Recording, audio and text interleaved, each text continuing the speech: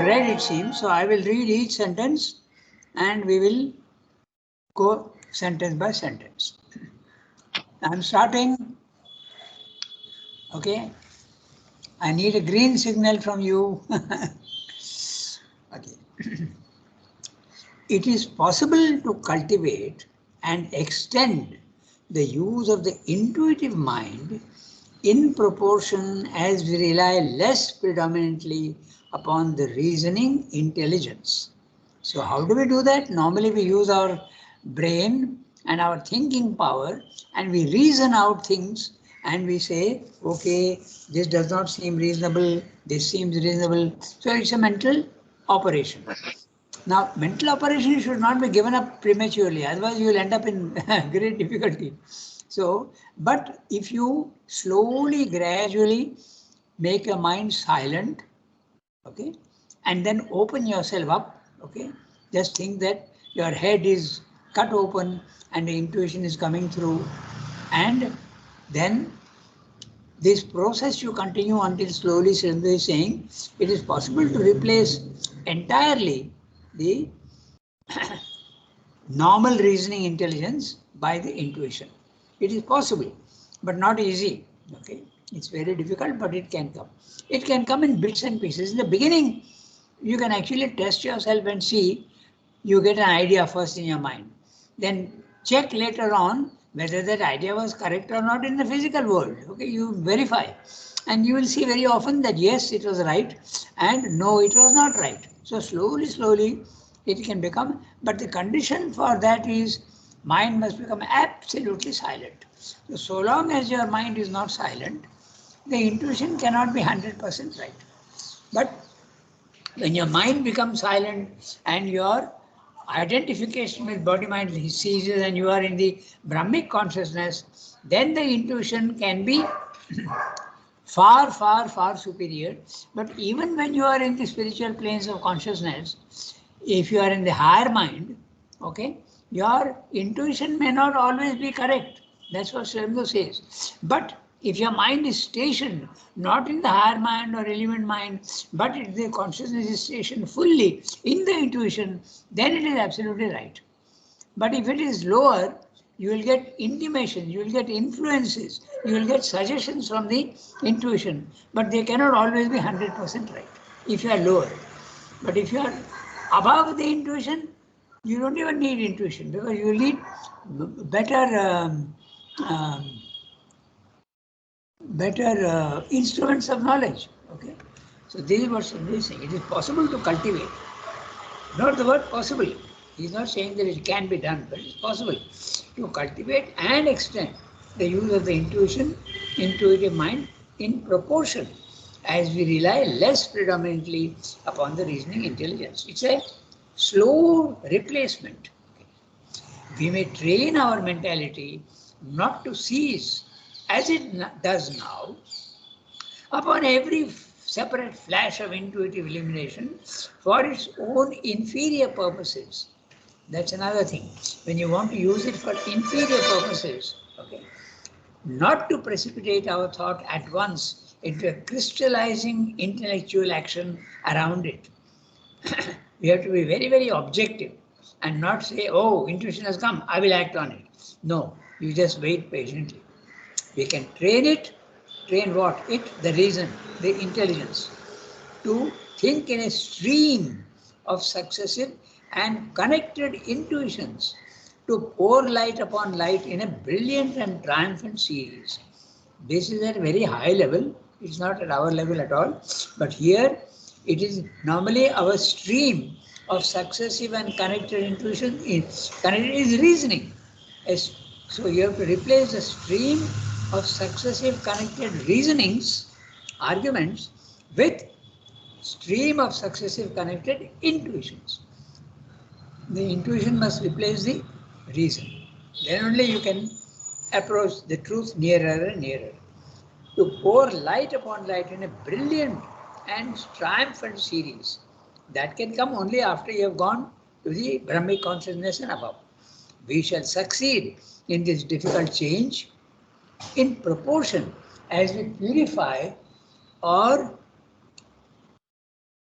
purify the interfering intelligence. The intelligence is always, the lower is always interfering with the higher at every level, okay? Even if you are at the overmind level and you are trying to go to the supermind, the overmind is interfering in the lower. Everywhere it's like that, okay? Even at our normal level, the vital is interfering with our reasoning logic. Okay, there is interference always from the lower, and from the higher there is an attempt to purify and attempt to make knowledge more applicable and more true. So this business goes on all the time right up to the highest level. If we can reduce in it the element of material thought, the physical mind, enslaved to the external appearances of things, the element of vital thought enslaved to the wishes, desires, impulses of the lower nature, the element of intellectual thought enslaved to our preferred, already settled or congenial ideas, conceptions, opinions, fixed operations of intelligence, if having reduced to a minimum those elements, we can replace them by an intuitive vision and sense of things, an intuitive insight into appearances, an intuitive will, an intuitive ideation. Remember what intuition is. No thought, just a drop of light comes into the mind and it normally corresponds to the truth, okay, normally, but not always. And because when it comes down, it can get polluted by the inferior substance of the lower planes. Okay. This is what Swami. Now Swami is saying very clearly, this is hard enough for our consciousness, naturally bound by the triple tie of mentality, vitality, corporeality, to its own imperfection and ignorance. The upper, middle and lower chord of the Vedic parable of the soul's bondage, chords of the mixed truth and falsehood of appearances by which Sunashepa was bound to the post of sacrifice. This is a legend in the Indian, and I told you that I would tell you about it, but I've forgotten. But Sunashepa is to be sacrificed, and he is bound to the post where he is going to be killed. Okay, so what is this triple post? As told you, mentality, vitality, corporeality. But if you want philosophical terms, Sattva, Rajas, Tamas. Sattva is mentality, Rajas is vitality, and Tamas is corporeality. These are the three things which actually you have to sacrifice. Okay? If you sacrifice these, then your purpose is fulfilled. That is what. Sunashepa is there's quite a big story about it, but basically it is, he has to be sacrificed. Then only the sacrificer, I don't remember the details. If you are really interested, I'll check, or even you can check on the internet. Just type Legend of Sunashepa and you will get the whole story. There is, probably it was his father who wanted to do something, but he was told that you have to sacrifice your son. And the symbol is, if you want to go to the higher, you have to sacrifice the lower. You sacrifice the lower, and what is the lower? The Traigunyam, okay, the three gunas, Sattva, Rajas, Tamas. These have to be absolutely silenced. Then only you can go to the higher level. That's what he's saying. So if you want to get intuition, you have to go beyond the body-mind life. Very clear. Okay? But it's not easy. Srendra told you it's very difficult. And intuition can act at many levels. That also Srendra is listed. So we'll have a look at that again on page, the earlier page, 480. Towards the bottom, in 480, he's saying, if we can reduce in it the element of material thought enslaved to the external appearances of things. Our material thought, physical thought is very, we are constantly reasoning and arguing and deciding things on the external appearances of things. Physical thing we are seeing and we are deciding. So you have to get rid of your Attachment to appearances of things. The element of vital thought enslaved to the wishes. So vital thought, the vital mind. The vital mind is always having desires and impulses of the lower nature. Then the intellectual thought. What is the problem in the intellectual thought? Our preconceived notions. Okay, that's a big problem. When uh, a new idea comes in, we try and fit that new idea into our existing framework. It's like trying to put a circle into a square. It doesn't fit. Okay, but then we always try to do that. That's what Sindhu is saying. Uh, Conceptions, opinions, fixed operations of intelligence. So we have to sort of break up that and be open. Okay. If having reduced to a minimum these elements, okay, at the physical level, at the vital level, and the mental level, then we can slowly open out to the intuition. And intuition acts in an intuitive vision, number one, an intuitive insight, number two, an intuitive will, number three, and an intuitive ideation. Ideation, the capacity of conceiving ideas. Okay, so this is hard, it's not easy enough for our consciousness, naturally bound to the triple tie of mentality, vitality, corporeality. You are, you have to get rid of your Traigunyamayi Maya. You have to get rid of the Sattva, Rajas, Tamas. And in the middle, the Vedic parable, okay, so Vedic parable is about Sunashreva. I don't remember the details, but as I told you, he has to be sacrificed and he is tied to the post of the triple post of bondage, the soul's bondage. Cords of the mixed truth and falsehood and appearances by which Sunashreva was bound to the post of sacrifice. The post is body, mind, life. But even if, now we can read the next one. So one of you has to read. So who will read today? Decide quickly. I have a question. Okay, Yasmin, go ahead. You know, once one opens to the psychic being, then the Okay. psychic knows what to do. Correct? The, psy- The the psychic. psychic knows the truth and it tells you what to do. Yes, that's right. So, in a way, isn't it similar to what intuition also tells you to do? Yes, but intuition acts in the mind, whereas the difference is between the intraconscient and the supraconscient. The intuition is in the supraconscient, okay, and the psychic intuition is intraconscient. It is inside, so it will guide you to the truth. You will not be able to do anything wrong. All your actions will be guided by the truth, but the ideas may not come. You will be acting rightly, but the knowledge part may not always come with the psychic. Okay, the intuition is knowledge. It's elimination in the mind. But the psychic guides you, perhaps sometimes even without ideas. Okay, intuition is definitely, that's why I said vertical and horizontal. The psychic is horizontal. You cannot, your attitude will always be right. Okay, but you may not get ideas of or justification for what you are doing, but you will be guided for the truth. That is the psychic. Okay, you don't know why you are being guided. Sometimes the ideas are not clear, but it will definitely be the right thing. Intuition actually gives Yeah, you it will uh, not, the psychic will not give you the equations of Ramanujam, what he got. uh, Ramanujam also got the truth, but he was not getting the reasonings. That is Yeah, intuition. Yeah. yeah. But I don't think Ramanujam had the psychic being, No, because he only had the intuitive mind. that's right. That's right. Because he was getting ideas, no?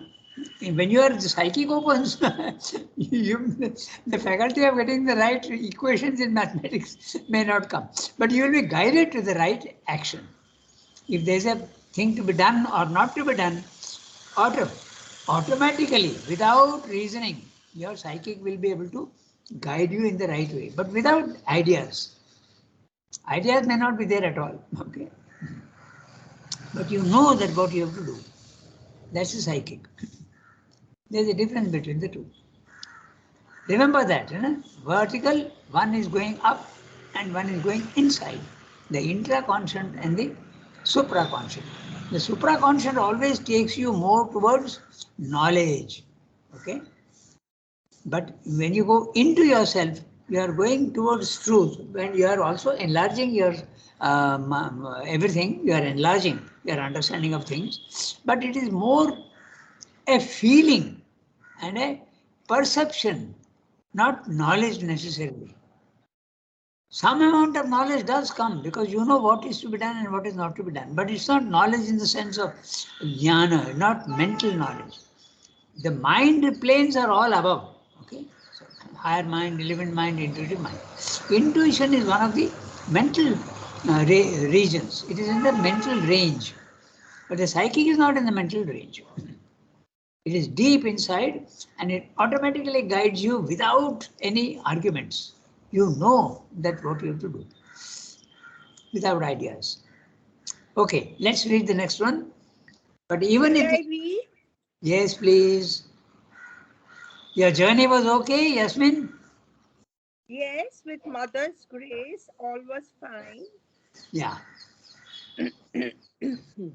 Okay, go ahead, read. But even if this difficult thing were perfectly accomplished, still the intuition would not be the gnosis. It would only be its thin prolongation into mind or its sharp edge of first entrance. The difference, not easy to define except by symbols, may be expressed if we take the Vedic image in which the sun represents the gnosis and the sky, mid-air and earth, the mentality, vitality, physicality of man and of the universe. Living on the earth, climbing into the mid-air, or even winging in the sky, the mental being, the Manomaya Purusha, would still live in the rays of the sun and not in its bodily light.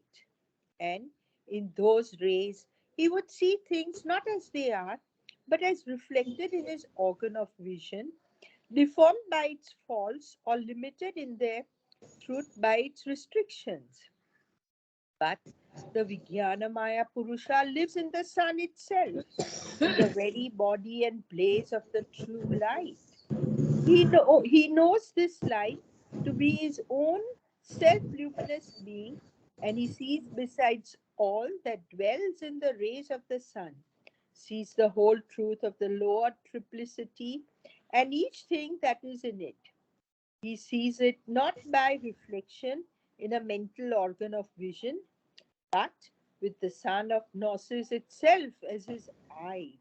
For the sun, says the Veda, is the eye of the gods. The mental being, even in the intuitive mind, can perceive the truth only by a brilliant reflection or limited communication and subject to the restrictions and the inferior capacity of the mental vision. But the supramental being sees it by the gnosis itself from from the very center and outwelling fount of the truth, in its very form and by its own spontaneous and self illuminating process. For the Vijnana is a direct and diving as opposed to an indirect and human knowledge. Yeah. Okay. So we are explained with an image. Okay. So what is the intuition? So he's telling you that intuition is fine. It's a very high level of consciousness, but it is not yet the supermind. The supermind is quite different, and he's giving a very interesting idea, the image. He's saying that it's in the air, the mid-air, and the earth. No? So he's saying living on the earth, climbing into the mid-air, or even winging in the sky. Mid-air is not, the sky is the highest, the mental being, would still live in the rays of the sun and not in its bodily light. You are getting the light of the sun into yourself, but you are not living in the sun. That's the difference between the supermind and the normal consciousness, okay, the lower things. Yeah. So that's basically that's what he is telling you, that there is a great difference between receiving the impressions and the suggestions and the intuitions and the guidance from the supermind into the lower plane is different from living in the sun, because then you don't use light, you are yourself the light. Okay. So that's what he's saying. So we'll read quickly each sentence, and if there's anything to be discussed, we'll discuss. But the idea is clear. Living in the sun and receiving the light of the sun down. Okay. But all this is, remember, is in the spiritual planes of consciousness, not at our level at all. Level 1, what he is discussing, does not apply in level 1. It applies only in level 2, the spiritual planes of consciousness. When your soul or psychic, or your soul or your consciousness has gone out of the body mind life into the second level, the spiritual planes of consciousness. But I'm reading each sentence. But even if this difficult thing were perfectly accomplished, already so, rising to the intuition is also very difficult, okay? Because first you have to rise to the higher mind, then from the higher mind you have to go to the illumined mind, and from the illumined mind you have to go to the intuition, which is the third highest in the spiritual planes of consciousness, and the overmind is the fourth and the last in this level 2. Then you go into level 3. But even if this difficult thing were perfectly accomplished, still the intuition would not be the gnosis. It is not the supermind. It would only be its thin prolongation into mind, or its sharp edge of first entrance. It's like a ray, and with the sharpness it is entering with difficulty into your intuitive mind. The difference, not easy to define except by symbols, may be expressed if we take the Vedic image in which the sun represents the gnosis, okay? And the sky, mid-air and earth, the mentality, vitality and physicality of man and the universe. Living on the earth, climbing into the mid-air and even winging in the sky. The winging in the sky is the spiritual planes of consciousness. Okay, mental being, Manomaya Purusha, it would still live in the rays of the sun and not in its bodily light. You are receiving the light from the sun, but you are not living in the sun. Big difference. And in those rays, we would see things not as they are, but as reflected in his organ of vision. That's the reason why in the level 2 of the spiritual planes of consciousness, normally truth is reflected. You see the truth, but in reflection, not the actuality. Okay, this is the image used in the Advaita philosophy all the time. It's the truth is reflected in the mirror of the mind. The mind becomes silent like a mirror, and the truth is reflected in it. If you want the truth itself without reflection, you have to go to level 3. That's what he's doing. So the word reflection, you will see, comes again and again. That's because it's based on the Advaita philosophy. Okay, and those rays, and in those rays, he would see things not as they are. You would see them not as they are. You would see them as they are only in the supermind, but as reflected in his organ of vision, deformed by its faults or limited by the truth, by its restrictions. But the Vijnanamaya Purusha, let's see, Vijnanamaya always corresponds to the supermind, in the Indian word, Vijnana, lives in the sun itself, okay, in the very body and blaze of the true light. Okay. Now, we normally think how to live in the sun because there is heat. But this spiritual, there is no heat. And even if it's a heat, it's a sort of tapasya heat, not the normal, ordinary heat as we understand it at the lower level. And that footnote, okay? So the sun is called in the Veda Ritam Jyoti. Ritam is the right and Jyoti is the light. So true light. So described in English is translated as true light. Ritam Jyoti.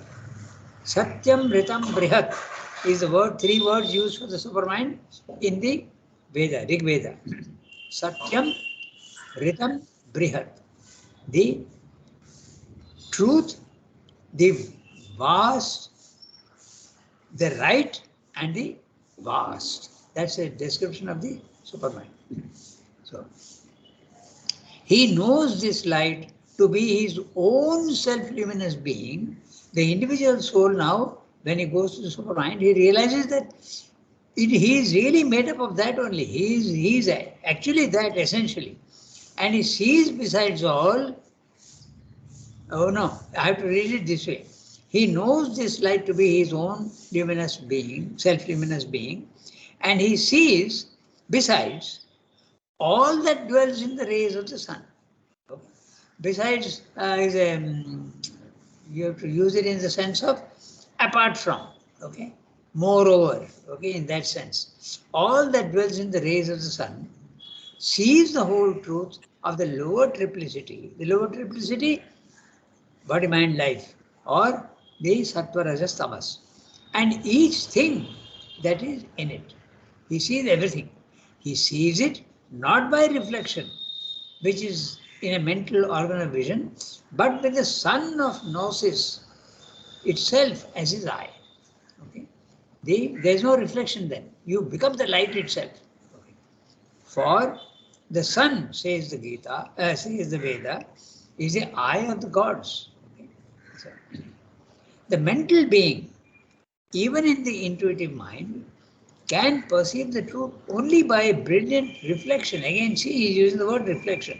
And this time the reflection becomes brilliant. In the higher mind, the reflection may not be brilliant. Okay? It may be a very soft light. It is often used, the moonlight is a symbol of spiritual light. It's a mild light in the higher mind. But in the intuition, as you climb up through illumination and intuition, it becomes brilliant reflection. The words are very descriptive. Or limited communication and subject to the restrictions and the inferior capacity of the mental vision. But the supramental being sees it by the gnosis itself. The sun itself is seen from the very center and outwelling fount of the truth. The supermind is the source of everything, and from there it wells out in manifestation. The outwelling fount, the fount is the source, the original, origin of everything, of the truth, in its very form and by its own spontaneous and self-illumining process. For the Vijnana, so here's another word for supermind. Okay? Vijnana is a direct and divine as opposed to an indirect and human knowledge. So, he's telling you very clearly that at the highest level, level 3, you have to distinguish. Vijnana is often compared with the sun. So, we have time and we can read one more para. So, Jasmine, read para. Who will read? Shall I read? Yes, Shilpa, read the nature of the gnosis. The nature of the gnosis can only be indicated to the intellect by contrasting it with the nature of the intellect. And even then, the phrases we must use cannot illuminate unless aided by some amount of actual experience. For what language forged by the reason can express the supranatural? Fundamentally, this is the difference between these two powers, that the mental reason proceeds with labor from ignorance to truth, but the gnosis has itself the direct contact, the immediate vision, the easy and constant profession of the truth, and has no need of seeking or any kind of procedure. The reason starts with appearances and labors, never or seldom losing at least a partial dependence on appearances to arrive at the truth behind them. It shows the truth in the light of the appearances. The gnosis starts from the truth and shows the appearances in the light of the truth. It is itself the body of the truth and its spirit. The reason proceeds by inference, it concludes, but the gnosis proceeds by identity or vision. It is, sees and knows as directly as physical vision sees and grasps the appearances of objects. And so and far more directly, the gnosis sees and grasps the truth of things.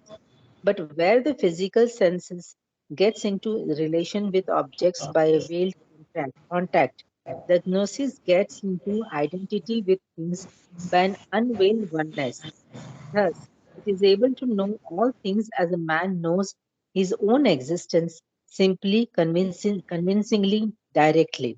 To the reason only that the sense give is direct knowledge, pratyaksha, the rest of the truth is arrived at indirectly.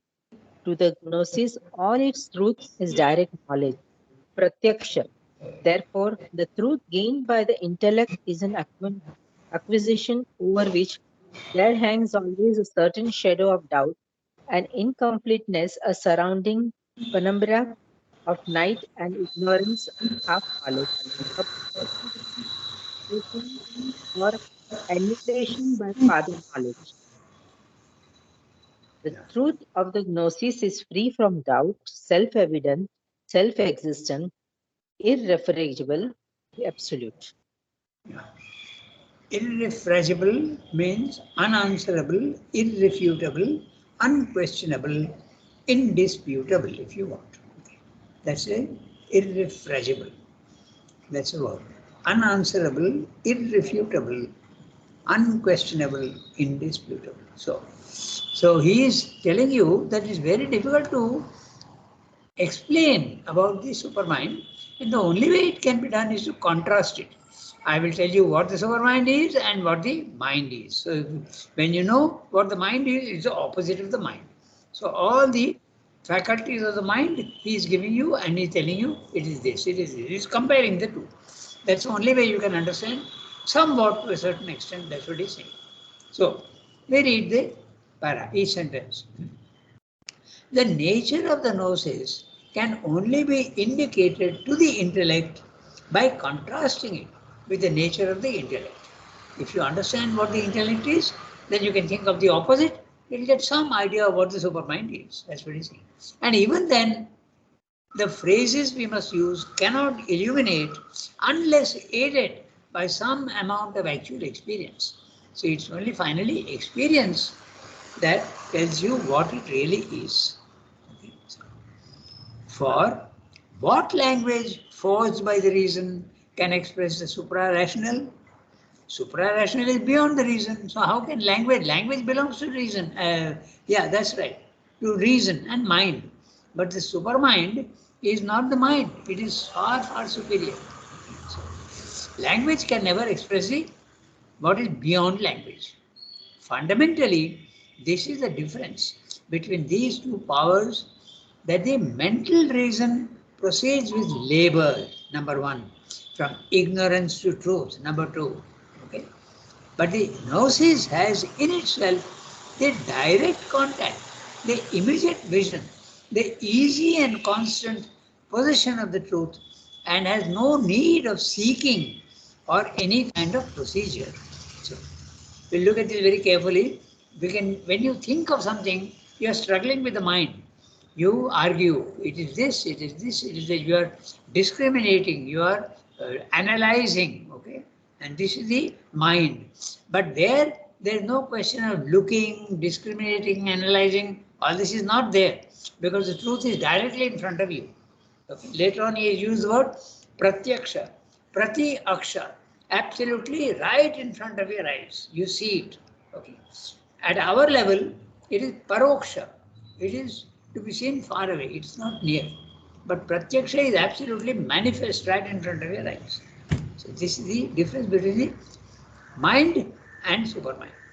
Fundamentally, this is the difference between these two powers. That the mental reason proceeds with labor. Now, just see, when you think, your mind is actually laboring. Just like if you are trying to solve a chess problem, you are given a certain amount of time, and within that time, you have to solve the problem. But you have to go on analyzing. If I do this, what will happen? If I do that, what will happen? So labor from ignorance to truth. But this gnosis has in itself the direct contact, the immediate vision. I don't need to argue, I don't need to analyze. Okay, I immediately see the truth.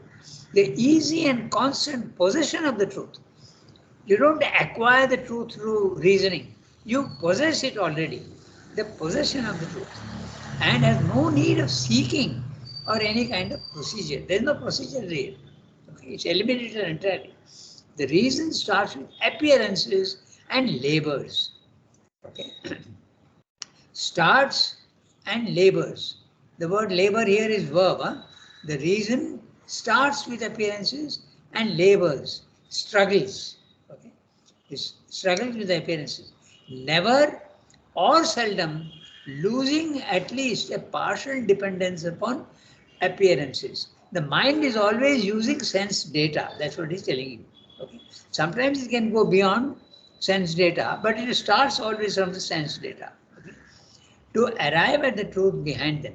Even when science is arriving at truths which are not immediately related to the physical world, yet it is starting from the physical world. It shows the truth in the light of the appearances. Now, the word appearance again and again is using. All the forms in the physical world are only appearances. Because behind the stone, which is an appearance, there is a divine reality which we don't see.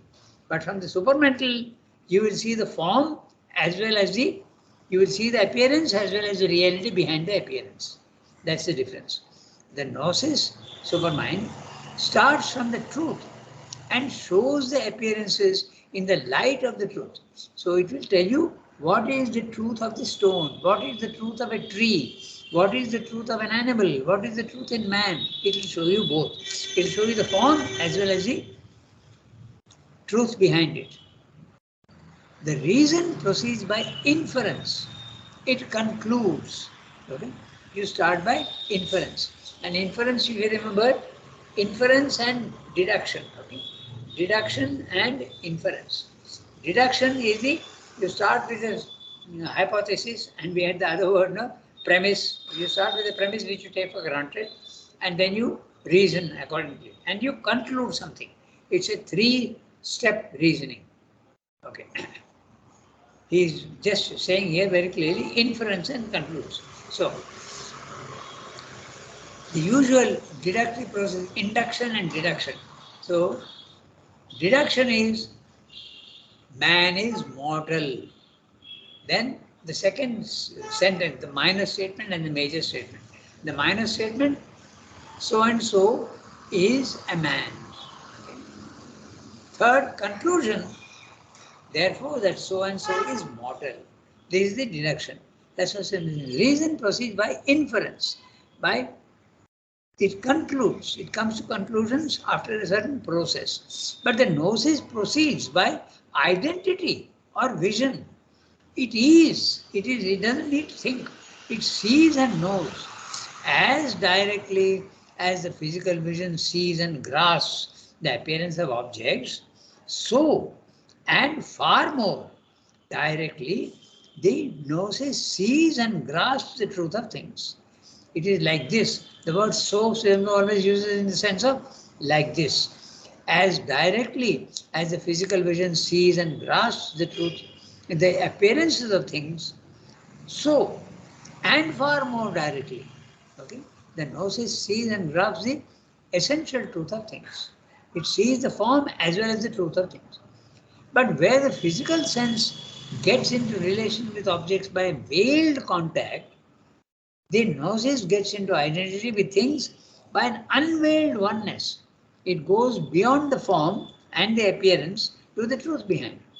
Thus, it is able to know all things as a man knows his own existence, simply, convincingly, directly. To the reason, only what the sense gives is direct knowledge, pratyaksha. The rest of truth is arrived at indirectly. To arrive at truth indirectly is paroksha, okay? That which is far away from your sight. To the gnosis, all its truth is direct knowledge, pratyaksha. Therefore, the truth is gained by the intellect Therefore, the truth gained by the intellect is an acquisition. You collect information. That's what he's saying. There's no collection of information. Directly you see the truth. The words are very interesting. Acquisition. All scientific knowledge is acquired by reasoning and observation.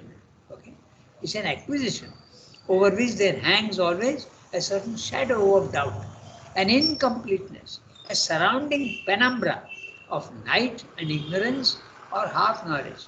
Penumbra, the word penumbra is, umbra is shadow. Penumbra, half shadow, half light, half shadow. Okay. Penumbra of night and ignorance of half knowledge. A possibility of alteration or annihilation by further knowledge. All mental knowledge can be upgraded constantly. That's what he's saying. By the way, the word penumbra, whenever you put pen, okay, it becomes little less than the umbra. Penultimate, that means it's not the ultimate, it is just before the ultimate. Penultimate, penumbra, okay, it's a prefix, pen, of night and ignorance or half knowledge. All mental knowledge is half knowledge. A possibility of alteration or annihilation by further knowledge. This is how science proceeds. It makes a conclusion, and that conclusion can be changed when you get more data. The truth of the gnosis is free from doubt. In the mind, there is always doubt. Okay, it seems to be right, but is it really so? Self-evident, self-existent, irrefragable, absolute. You cannot even argue, you cannot even doubt the truth of the supermind. That's what it is. So, we have got 3 minutes, so we don't have enough time to go to the next para. Or do we have? How big is the next para? Let us see. Reason has its own.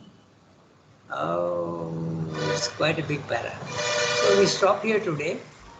Okay. Just 3 minutes.